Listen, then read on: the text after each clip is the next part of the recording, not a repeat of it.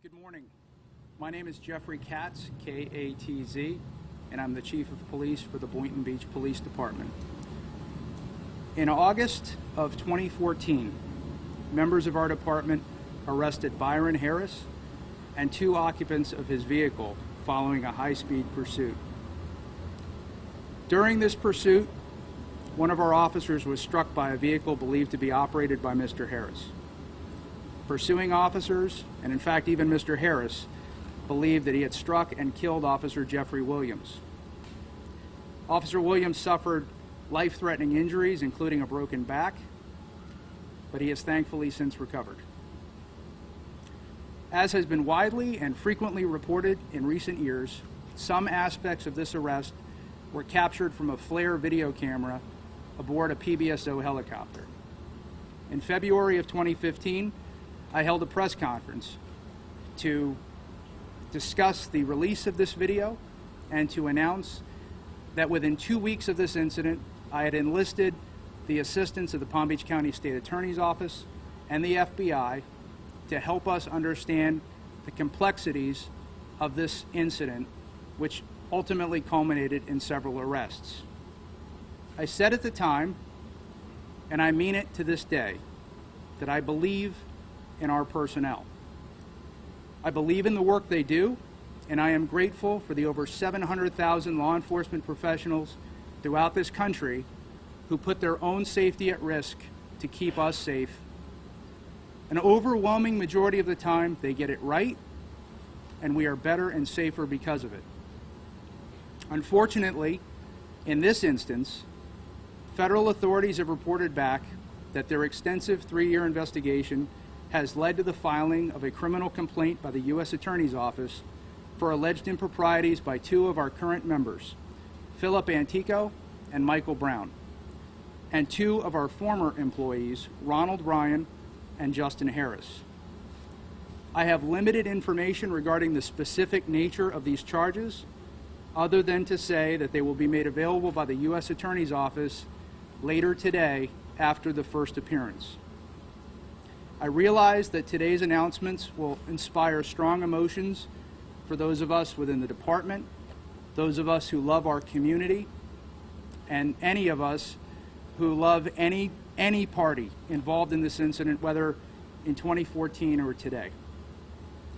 Regardless of the specific details of this investigation, we will not let this incident of several years ago define us. This does not in any way devalue the enormous and meaningful contributions our officers make in this community every day.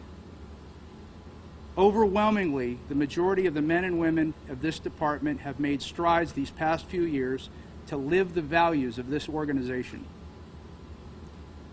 I value, love, and respect each of them for the work they do. Those named in this criminal complaint who are still employees of the city have been placed on paid administrative leave in accordance with Florida law. We will respect the due process rights of all of the accused and evaluate our administrative options once judicial proceedings have concluded. While I had hoped the finding of this investigation would have been different, I have tremendous respect for the difficult work done by our partners in the Justice Department. I would like to thank the tireless efforts of everyone who worked over these past 3 years to establish a recommendation in this case. I trust our legal system to come to an objective and just finding, whatever it may be. Again, I don't have any further specific details about this investigation, but I am happy to take a few quick questions just to improve the dialogue. Anyone?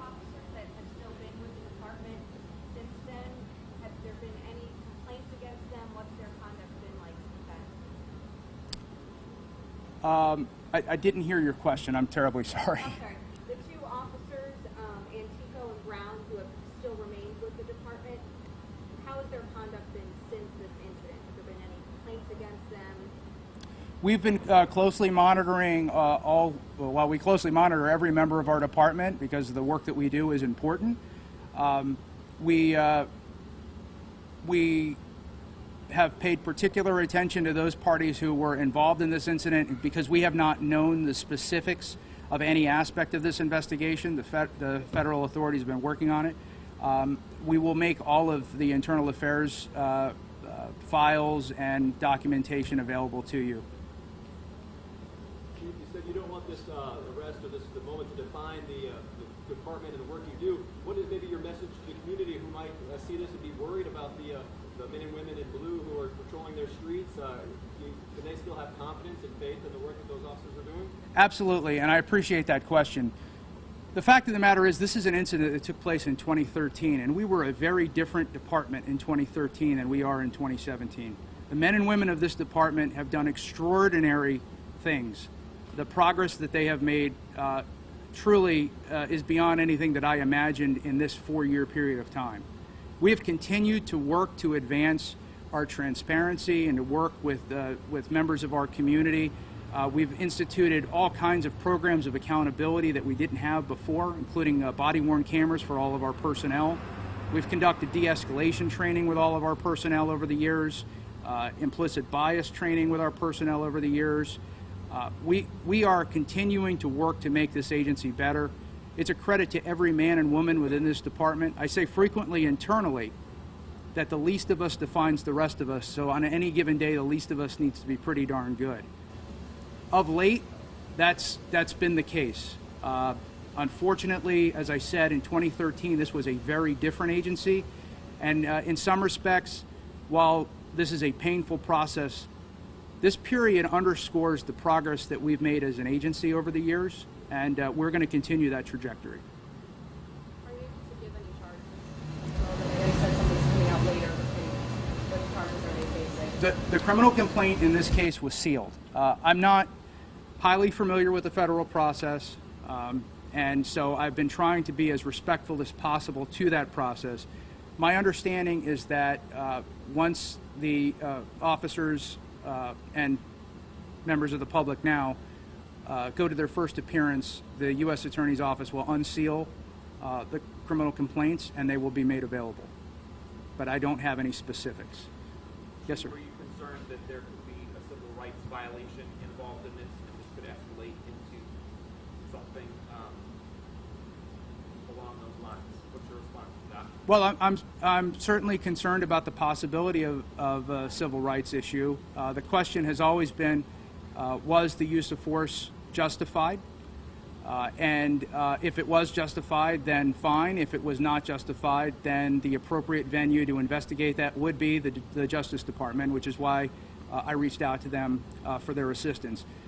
Also, they have tremendous investigative resources that we don't. We have great investigators and we have a wonderful detective bureau, but as you can see, it took the FBI and the Justice Department 3 years to get through this investigation. So you can only imagine the complexities that they faced. So certainly what we do as sworn law enforcement officers is fundamentally grounded in the preservation of the civil rights and liberties of the people that we come into contact with. It is the nature of the oath that we all swear to, so it is the foundation of what we do. And we need to make sure that we are adhering to the civil rights of every person that we come into contact with. Chief, you mentioned that it's a lot different department now compared to 3-4 years ago, but over the last month or so, there's been a couple of other headlines with the officers from the department, Officer Mello and Price and Prince. Where do those investigations stand, and what can you tell us about that? Yeah, it's been an unfortunate month. We've had a couple of incidents off-duty, and I think it's important to stress these are off-duty incidents. We've got 214 members of this department, and in some measure, I'm accountable to their conduct 24/7, whether they're working or not working. Those cases, as soon as we learned of them, we took appropriate action. We're looking into those incidents. I'm very concerned about it. I can tell you anybody on my staff that saw me on Monday saw that I was angry. I was angry about the allegations. But again, everybody has a right to due process, and we are going to respect that due process. We're going to look into it.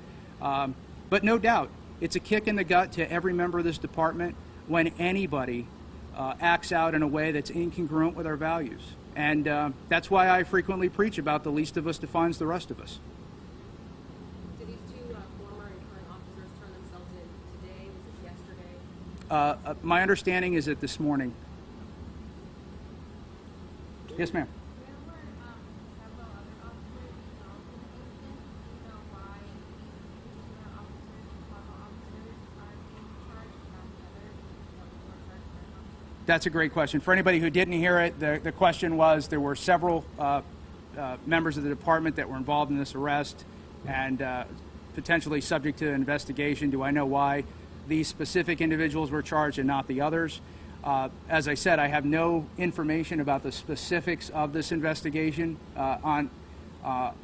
Very consciously, I have remained out of this investigation. I wanted it to be outside, objective, and impartial. And quite frankly, the federal system is a very secretive system, and by design. So I don't have that information, but I'm sure that in the coming days we will get more clarity as to what happened. And we'll move on from there. I'm going to take one more question, and then I have to run. Anybody? Maybe I Regarding won't. The two officers that are no longer with the department, how did their time with the department come to an end? I fired one of them on an unrelated matter, and the other one left the agency soon after this incident and took a job in the private sector. Follow up to that, Chief, what was the one, which officer did you fire and for what reason? Ron Ryan. As I said, we have been monitoring, we monitor all of our personnel, but specifically personnel involved in this incident we have taken a special look at because we didn't know who was involved and to what extent their actions were or were not justified. We have a special duty to the public to evaluate that. Certainly it would be inappropriate to put 12 or 13 people on administrative leave. You just can't do that. So, you know, we took a look at and evaluated our personnel. We believed that Ron Ryan's conduct was incongruent with the standards of what we would expect a member of our department to be able to deal with during a time of crisis. We evaluated him and made the determination it was best for all parties involved to cut him loose, and we did. Chief, is Officer Williams back in serving in the police department, or is his injuries that night too severe to return to duty? Thankfully, he has returned. He did get a double fracture in his back, among other injuries, but he has thankfully returned to duty, and we're happy to have him. All right. Thank you very much. I appreciate your time this morning.